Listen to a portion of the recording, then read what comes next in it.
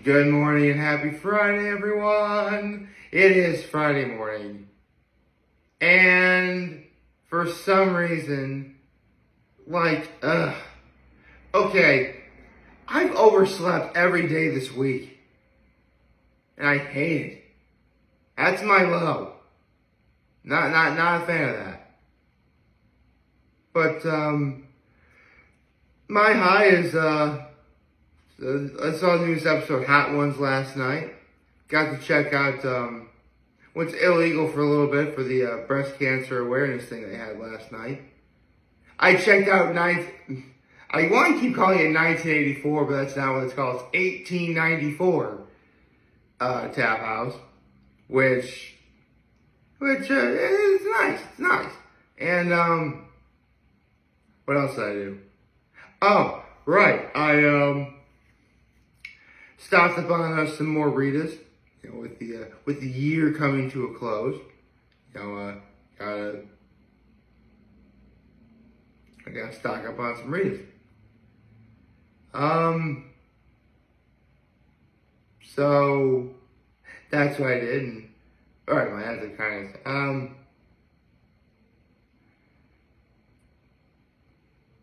well, for my acts of kindness, I guess I did a couple of things. I held the door open for some people. I did that. Helped my grandma. That was definitely a good thing. So yeah, I did a couple things. Feeling pretty good about that. But enough of the pleasantries. I have a few things to go over. First of all, last night the Buffalo Bills won. Hooray! Yeah. So naturally, I'm 1-0 for week 8 of 18. I can't believe I'm already this far into the season. I can't believe it. But yeah, for all intents and purposes, we're approaching the halfway mark of the season. I'm stunned. But it's a good thing. I mean, we're here. Although I really was worried for the Bills. I was worried they'd be 4-4 instead of 5-3. They're 5-3 now, so yep. No nothing bad happening today regarding the Bills. Yeah, sorry again. I overslept, so you're gonna have to forgive me for acting so acting so lethargic this morning. With that out of the way, though, I have a Hot Ones episode to talk about because Flea from the Red Hot Chili Peppers was on it. And if I can get up my notes, Hold on a second. Let me take care of something real fast.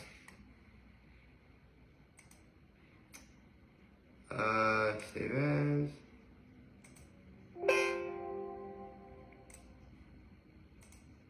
Sorry, I had to exit out my NFL picks document. Yeah, see, well, now you know that I write down what I do. Speaking of writing down things that I do,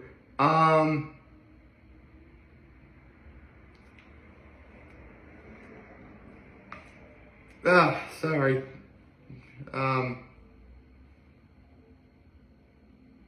Right. Flea was on Hot Ones yesterday, and it was a very good episode.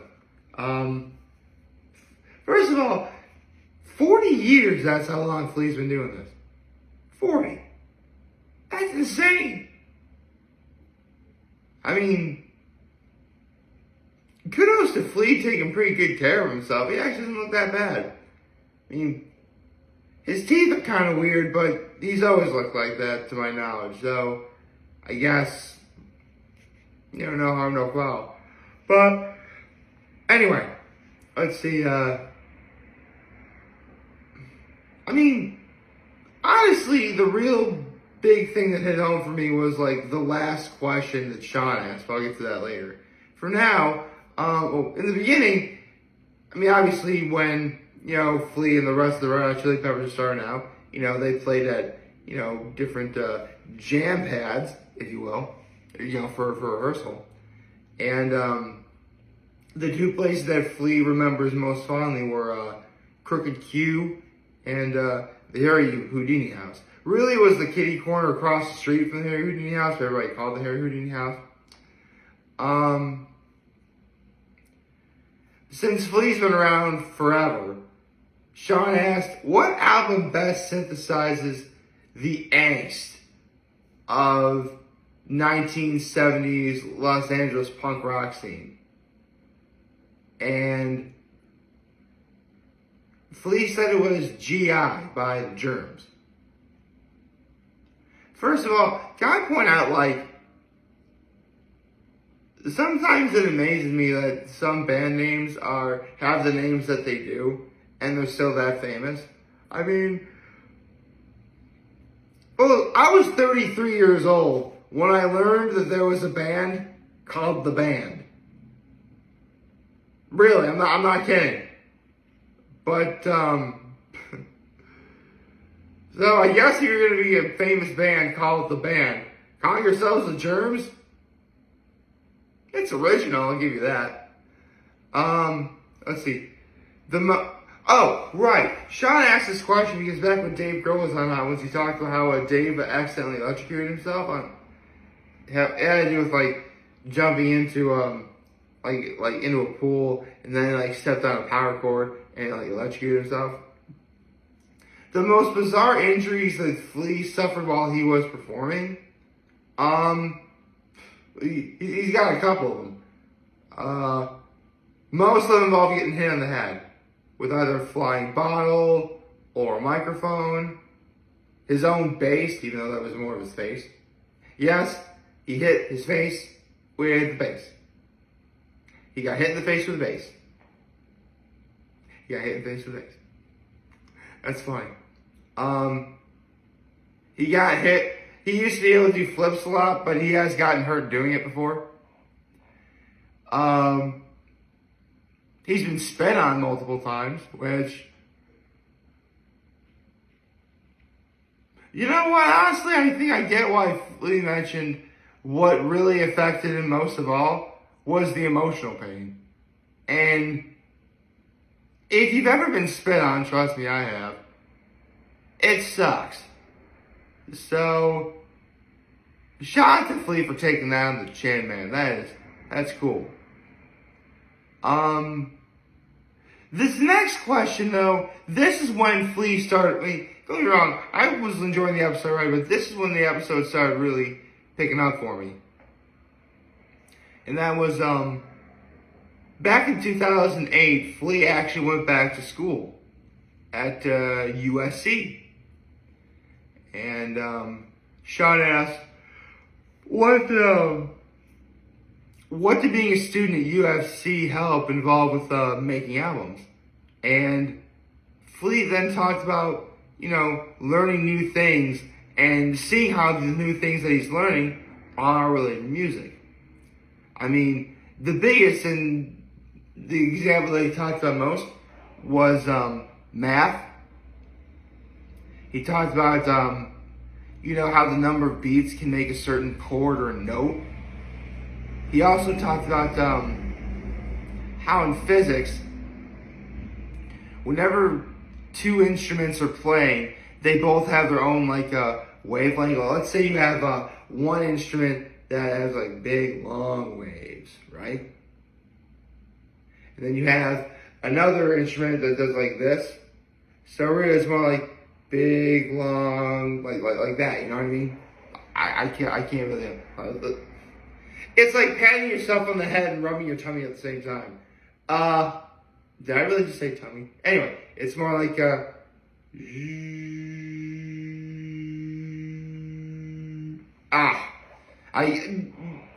it's hard for me to actually do, but essentially you have one thing going fast and the other one going slow, kind of.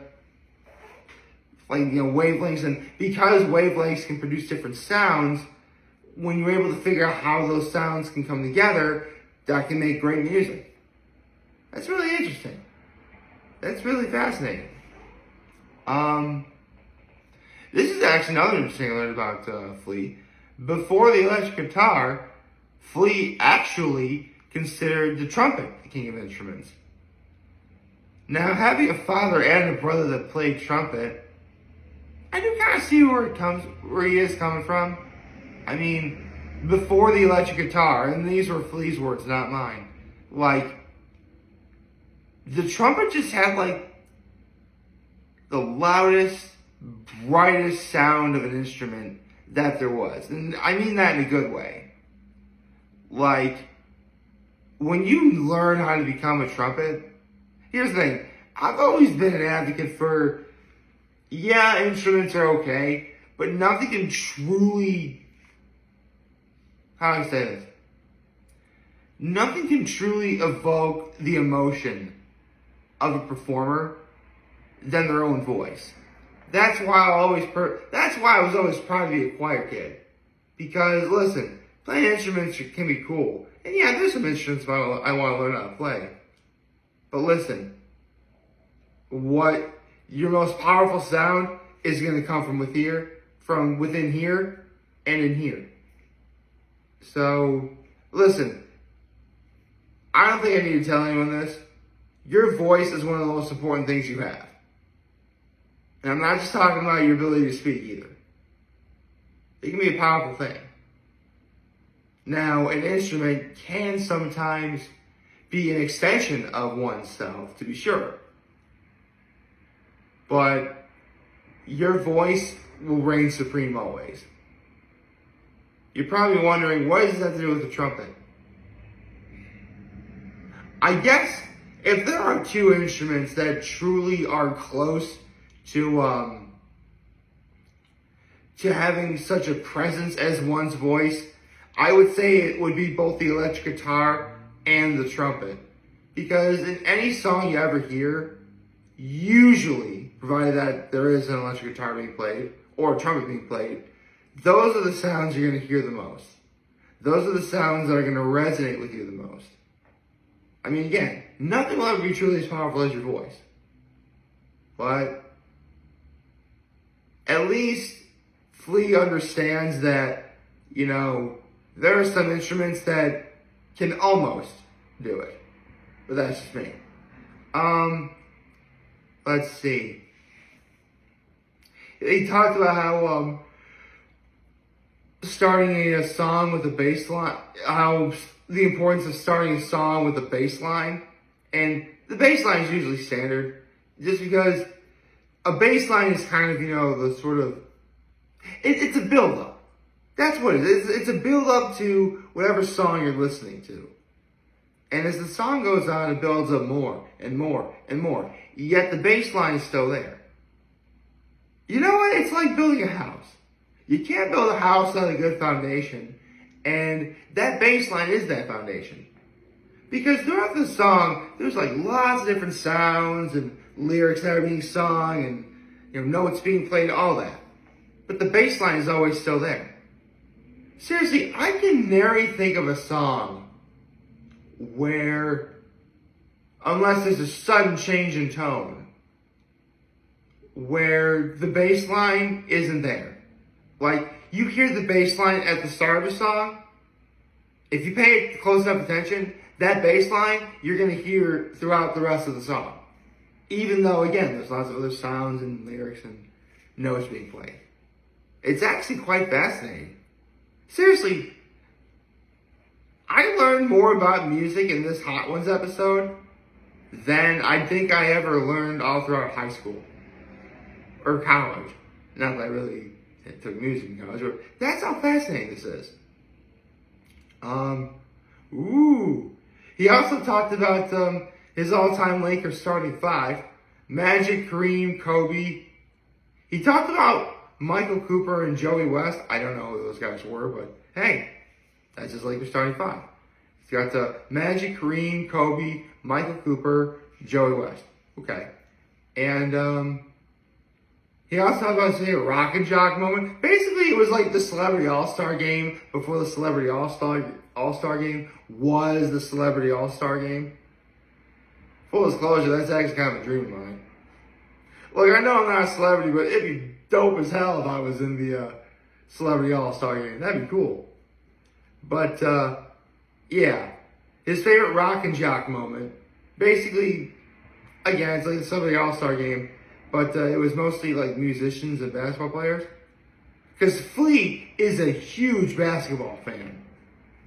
And the last time they ever had rock and jock, I think it was, Flea had like 10 3-point shots, including a go-ahead three-pointer to win the game.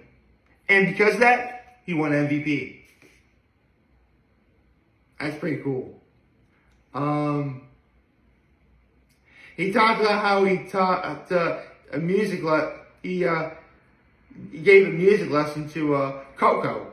For those of you who don't know, Coco was the gorilla that everyone loved and can use a sign language. And he was impressed of how Coco could understand everything he was saying really well. That's really cool. Like, you have lots of compliments. You're very beautiful. You know, you're such a good gorilla. And Coco responded to that in kind. You know, it was actually quite touching. But this last question, though, this is where things got hit home for me. I mean, Sean basically gave him a question of, can you give a letter grade to the music education system in America? And what happens when you no longer fund the arts? Flea never really did give a letter grade, but actually, I can turn off my notes now because I don't need my notes for this next part. Everyone, regardless of their background, rich, poor, black, white, yellow, brown, man, woman, you know, Christian, Jewish, Muslim, whatever. Everyone should learn what music is. Because unfortunately, we live in a society where only those who can afford it can learn it. You know what I mean? Like, you know, I grew up obviously I was never a rich kid growing up, but, you know, I grew up with my family being able to afford, you know, the pursuit of the arts. Everyone should learn how to do the arts.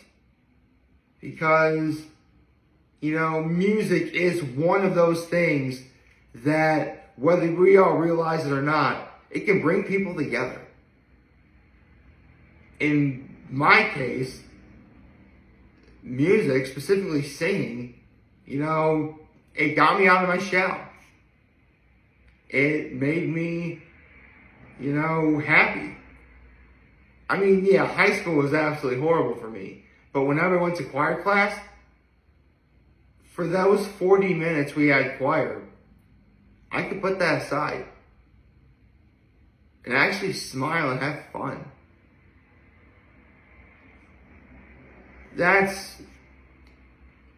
It's beautiful. It is.